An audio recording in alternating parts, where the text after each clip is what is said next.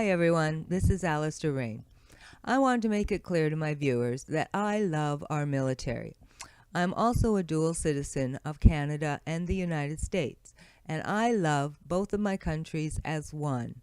I support and respect the position of the President of the United States, and until Donald Trump had the position, I was able to upload plenty of inspirational speeches from President Obama and never felt the need to fact-check his announcements. I do not approve of the way Mr. Trump is running our country, and I make no apologies for my stand. But that does not change my support for our troops or my love of the United States. And I have lived and worked in cities from California all the way over to Florida. I do hope this helps my viewers to understand why I publish patriotic content, but I do not support the current U.S. president. I am aware that I lose viewers when I publish a fact check on Trump, and I ask that viewers respect my opinion and stick around to enjoy the content they subscribed to watch. Donald Trump has been in office less than a year, but Monday, two of his former associates turned themselves in to authorities. The first indictments were in, and it is in fact former campaign chairman Paul Manafort for Donald Trump's campaign who is indicted. Also with his buddy Rick Gates. That Rick Gates involvement super relevant as well. Both men have been indicted on a dozen charges by a federal grand jury. The charges include conspiracy against the United States, also to launder money, acting as an agent for a foreign principal, providing false statements to investigators, and failure to report foreign bank accounts. 12-count federal grand jury indictment unsealed shortly after his surrender includes charges of conspiracy against the U.S., conspiracy to launder money, failure to file foreign bank reports, and false statements. U.S. has set bail for Manafort at $10 million. Rick Gates' bail is $5 million. Both men are under house arrest.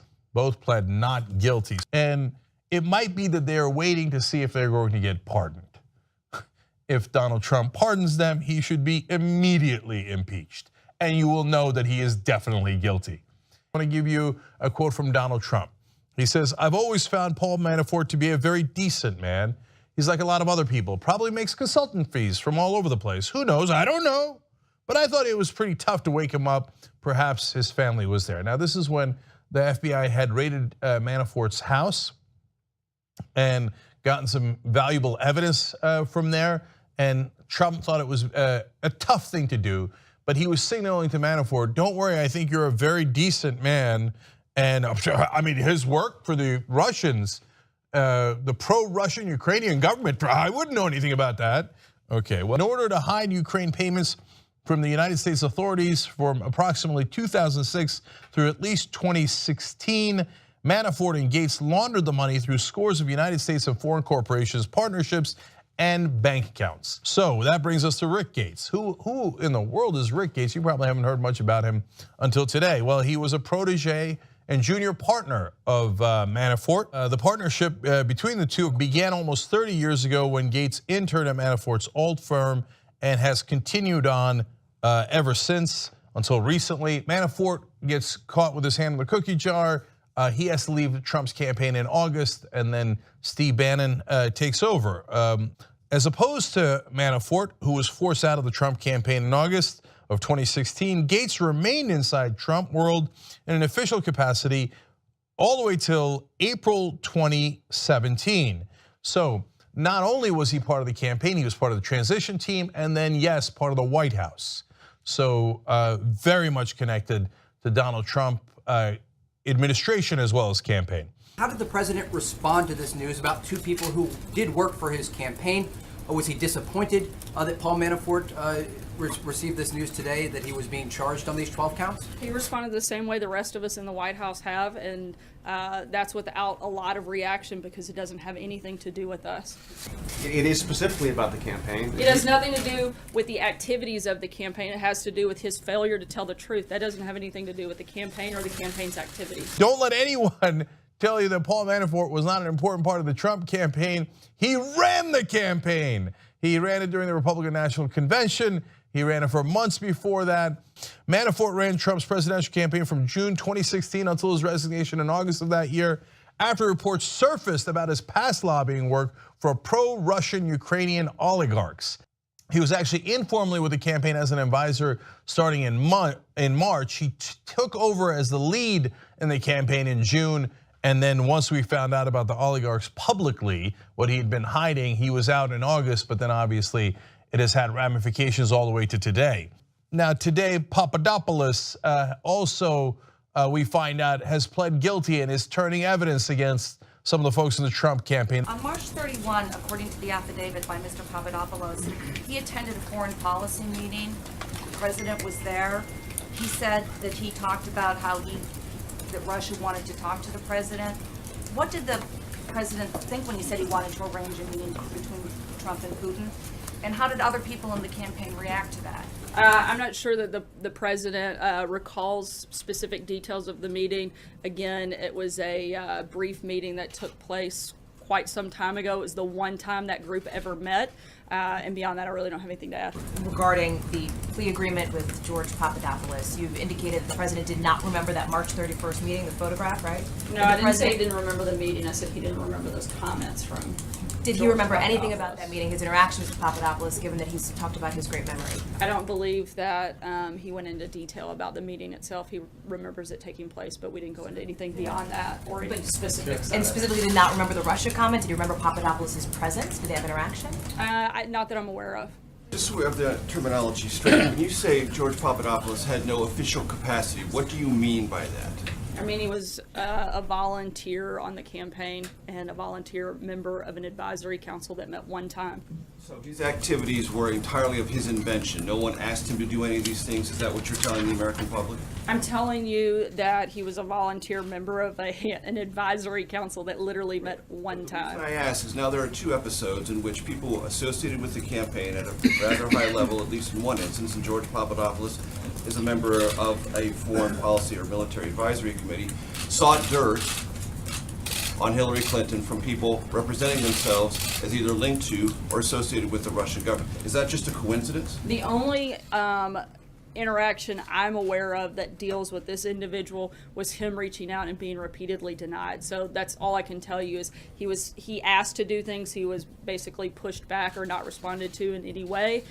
So any actions that he took would have been on his own, and you'd have to ask him about those because I can't answer. Later activities of the campaign to have that same kind of meeting at Trump Tower. I'm sorry? What explains the campaign's later involvement with those associated with the Russian government, or said they were, to get dirt on Hillary Clinton later in the campaign? We've Are these addressed that. things They too? took one are they meeting, nothing coincidental? came of it.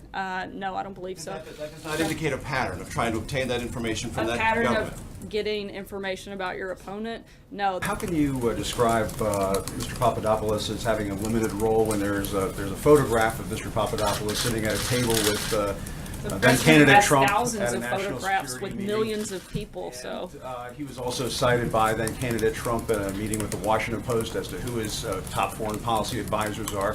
That seems to fight against what you're saying. And also, how is it not collusion when George Papadopoulos is in contact with various people who are promising dirt on Hillary Clinton?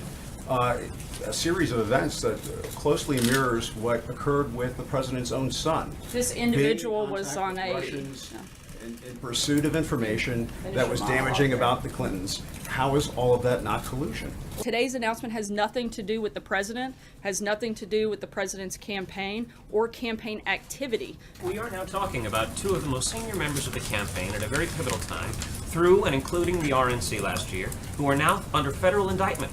But doesn't it speak to the president's judgment that he would choose to have these two individuals in very high positions, having allegedly committed these crimes in the years leading up to their roles? These were seasoned operatives, not, you make it sound like they were, regular offenders that have been in massive amounts of trouble. Gates was named Trump's campaign's liaison to the Republican National Committee just hours after Manafort quit his unpaid chairmanship in August over his alleged ties to Russia. So basically, Gates picks up where Manafort left off. Manafort is very public. He was the campaign chairman.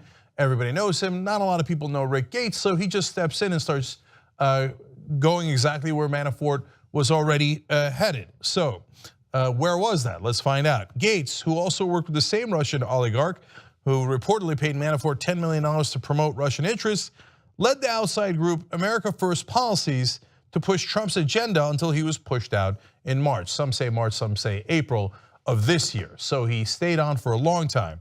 Now, Gates started working with Manafort all the way back in 2006, a year after the Republican strategist struck a deal with Oleg Deripaska. Okay, now this is one version of their partnership. Of course, Gates had worked with Manafort earlier too.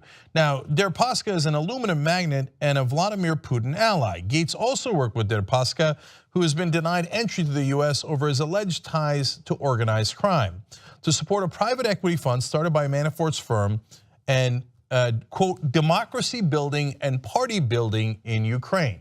So let's pause here because it's very important. So Deripaska is an oligarch connected to Putin. They want to support the former government of Ukraine, which at the time was the government of Ukraine, that was a pro-Russian government. So what they want to do, PR for them, they want to support them in the US through lobbying, and several different ways that the Russians want to back the pro-Russian government in Ukraine at the time. So they hire Manafort and Gates to begin to do that, but they don't want necessarily their fingertips on it, and so, or fingerprints, I should say, on it, and so they're doing this behind the scenes. Part of the reason why Manafort and Gates don't report the money and don't register as foreign agents. If it was all on the up and up, there is a way to do that, and by the way, that's legal in America. You just raise your hand and you go, okay, I'm a foreign agent for the government of Sweden, Netherlands, it doesn't matter, right?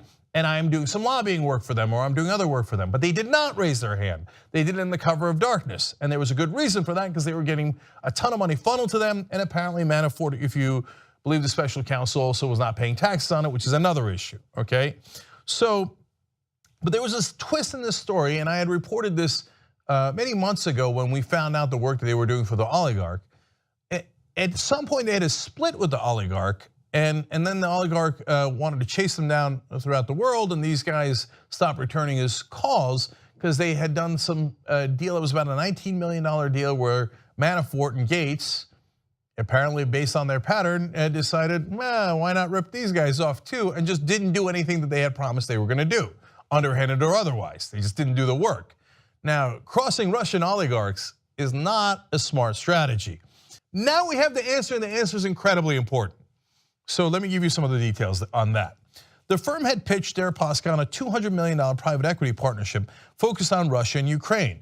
And the arrangement was set up in 2007 in the Cayman Islands. Gee, I wonder if they were trying to cover it up by putting it in the Cayman Islands. But the relationship had disintegrated by 2014 when Deripaska sued Manafort and Gates over $18.9 million in unaccounted funds intended for the purchase of a Ukrainian cable provider. And it turns out it is a bad idea, and they realize it later and have to make up for it. That's where the story connects to the Trump campaign and gets very interesting.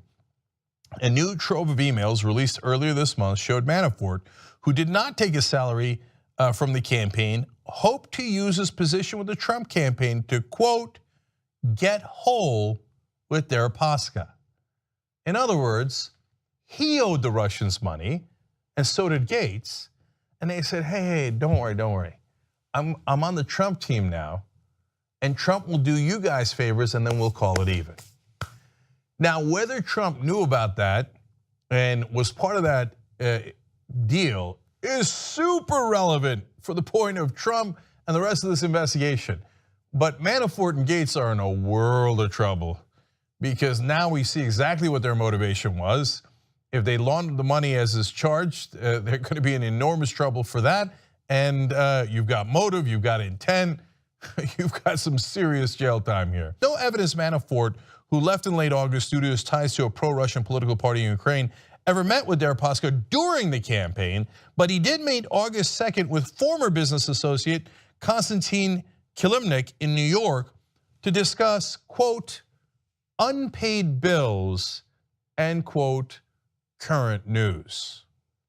In other words, I'm on the Trump campaign, that's the current news. I've got unpaid bills to you guys, but I think we could make this thing whole.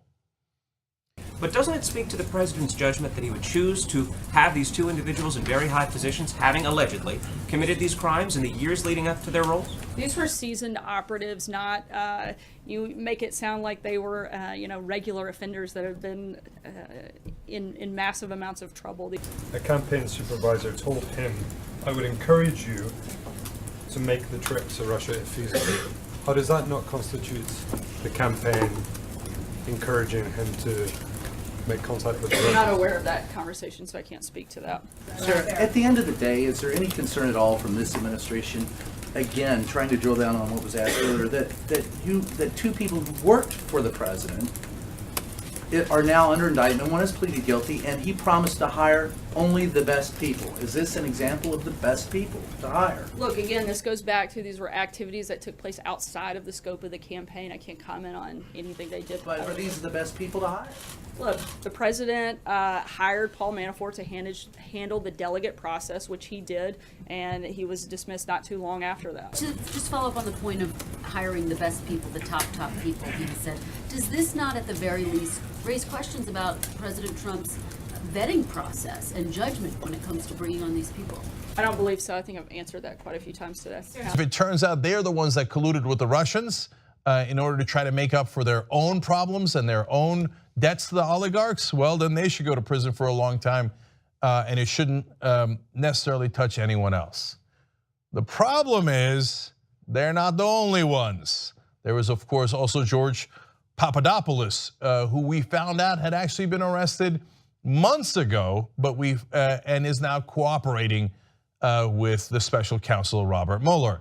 And Papadopoulos' story connects directly to Trump and his campaign and wanting to meet with the Russians about stolen emails from Hillary Clinton and the DNC and how the Russians could help the Trump campaign with those emails.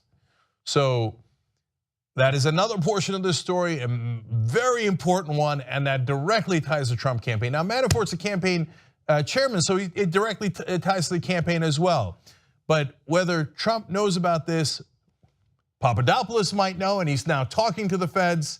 Whether Manafort and Gates know, and they will be talking to the feds, is an important and interesting question we might find out as these charges proceed. If he doesn't pardon them and he's like, man, I didn't know they were doing that, that's, you know what, sure, you should investigate Uranium One and Hillary Clinton, but investigate those guys. I can't believe they had a breach of confidence with me, and I trusted them. It turns out they were trying to get hold with the Russians. That is not the direction Donald Trump has gone so far. He's all over Twitter going, this is outrageous, talk about Hillary. Oh, no, not Manafort, Gates, and Papadopoulos. On Twitter, Trump reacted to the news of the arrests, arguing the charges emanate from actions taken before Manafort chaired his presidential bid. I'm really rich. I'll show you that in a second. I have a total net worth of $8 billion. You know what? I don't have to brag. I don't have to. Believe it or not. I'm really rich. I'm really rich.